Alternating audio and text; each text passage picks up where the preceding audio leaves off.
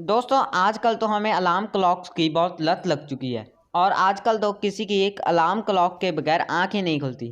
पर दोस्तों क्या आपने कभी ये सोचा है कि जब अलार्म क्लॉक्स नहीं थी, मोबाइल्स नहीं थे, तब लोग सुबह जल्दी कैसे उठ जाते थे?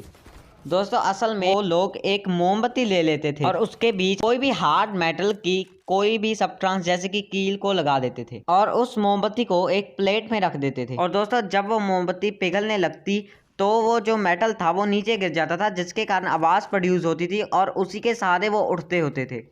और दोस्तों अगर इन्फॉर्मेशन अच्छी लगी हो तो चैनल को सब्सक्राइब और इस वीडियो को लाइक ज़रूर कर दीजिएगा, क्योंकि दोस्तों आपका एक एक क्लिक हमारे लिए बहुत मायने रखता है।